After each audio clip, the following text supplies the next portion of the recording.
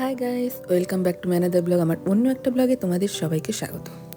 আজকে আমি তোমাদের জন্য খুব সুন্দর একটা টেস্টি আমের আচার রেসিপি নিয়ে এসেছি। একদম রোদ ছাড়া ইনস্ট্যান্ট কিন্তু তোমরা এই আমের আচারটা বানিয়ে নিতে পারবে। আর এভাবে বানিয়ে তোমরা কিন্তু 1 বছর পর্যন্ত রেখে খেতে পারবে। এই দেখো, আমি এখানে বড় বড় 4টে আম নিয়ে নিয়েছি। 1 কিলো আম এখানে রয়েছে। তো দেখো বন্ধুরা, আমগুলো যখন এনেছিলাম না, শক্ত হয়েছিল, কিন্তু আমি পরদিন বানিয়েছি তো দেখো হালকা লাল হয়ে গেছে। এতে কিন্তু কোনো অসুবিধা হয়নি। তো আমগুলোকে এভাবে আমি লম্বা লম্বা করে বড় বড় করে কেটে নিয়েছি। লাগছে হলুদ, লবণ, জিরে, 5 ফোড়ন, ধনে, আর ওইদিকে লাগছে শুকনো লঙ্কা। প্রথমে আমগুলোকে হলুদ লবণ আমি মেখে নিচ্ছি। সামান্য হলুদ দিয়ে নুন দিয়ে ভালো করে কিন্তু এভাবে মেখে আমগুলোকে একটু রেখে দিতে হবে, জলটা যাতে বের হয় আমের, সেই জন্য। ফিরে আসছি 1-1.5 ঘন্টা পর। 1-1.5 ঘন্টা পর বন্ধুরা দেখুন কতটা জল উঠেছে, দেখতেই পাচ্ছেন আম থেকে। এবারে একটা শুকনো সুতির কাপড়ে আমগুলোকে ছড়িয়ে দেব, যাতে করে আমের গায়ের যে জলটা আছে সেই জলটা কাপড়ে টেনে নেয়। তো এইভাবে ছড়িয়ে দিয়ে তারপর কাপড়টাকে দিয়ে আস্তে আস্তে করে এভাবে একটু হালকা হালকা মুছে নেব, যাতে করে আমের গায়ের জলটাকে শুকিয়ে যায়। এদিকে তো আমি জলটা ছেঁকেই তবেই আমটা দিয়েছি, তারপরেও গায়ে যে জলটা ছিল সেটাকে শুকিয়ে নিতে হবে।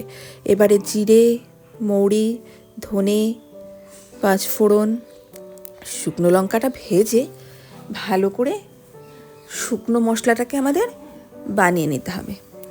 এই দেখুন বন্ধুরা, কাঠখোলায় কিন্তু ভেজে নিচ্ছি। আর লো ফ্লেমে কিন্তু ভাজবেন, তাহলে মশলাটা কিন্তু ভাজা হবে কিন্তু পুড়ে যাবে না। আর যদি পুড়ে যায় তাহলে কিন্তু একেবারেই ভালো লাগবে না। দেখতে পাচ্ছেন যে হালকা হালকা লাল কালার কিন্তু অলরেডি হয়ে এসেছে। তো এবারে মশলাটাকে নামিয়ে আমি মশলাটাকে গুঁড়ো করে নেব। এদিকে দেখুন বন্ধুরা, আমগুলো কিন্তু অনেকটা গাটা শুকনো হয়ে গেছে। আমি কিন্তু ফ্যানের তলায় রেখে দিয়েছিলাম। আর এখানে আমি নিয়ে নিয়েছি 400 গ্রাম পরিমাণ গুড় 1 কিলো আমে। প্রথমে কড়াইতে গুড়টাকে দিয়ে একটুখানি আমি জাল করে নেব, আর সামান্য জল দিয়েছি গুড়ে। তা দিয়ে গুড়টাকে প্রথমে একটু ভালো করে গলিয়ে নিতে হবে। তো দেখুন বন্ধুরা, লো ফ্লেমে কিন্তু আমি গুড়টাকে নাড়াচাড়া করে গলিয়ে নিচ্ছি। তা ফিরে আসবো আমি 2 মিনিট বাদে। 2 মিনিট বাদে দেখতে থাকুন। এই দেখুন 2 মিনিটে কিন্তু অলরেডি আমার গুড়টা গলে গেছে, ভালো করে ফেনাও কিন্তু উঠছে। আর গুড়ের জলটা কিন্তু এভাবে নেড়ে চেড়ে কিন্তু আমি শুকিয়েও নিয়েছি। এবারে আমি গুড়টাকে নামিয়ে রাখবো। নামিয়ে রেখে অন্য একটা কড়াইতে আমি দিয়ে দিলাম 2 চামচ মতো সর্ষের তেল। তেল কিন্তু খুব বেশি দরকার নেই। এবার এখানটায় আমগুলোকে দিয়ে দিলাম। আমটা দিয়ে একটু হালকা করে নাড়াচাড়া করতে হবে, খুব বেশি কিন্তু নাড়াচাড়া করার দরকার নেই একেবারেই। হালকা হাতে আমি এভাবে নাড়াচাড়া করে 2-3 মিনিট ধরে কিন্তু হালকা হাতে ভেজে নেব। এই আচারটা কিন্তু এত কম সময় তৈরি হয়, আর খেতে তো অসম্ভব টেস্টি হয়, আর কোনো রোদেরও প্রয়োজন হয় না। দেখুন আরও 2-3 মিনিট ভাজার পর আমটা কিন্তু খুব সুন্দর কষানো হয়ে গেছে।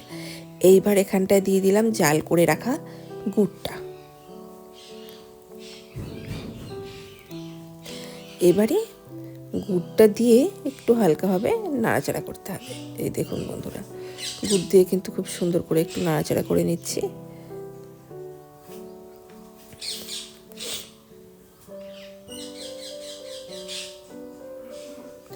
এবার কিন্তু একটু শুকিয়ে নিতে হবে।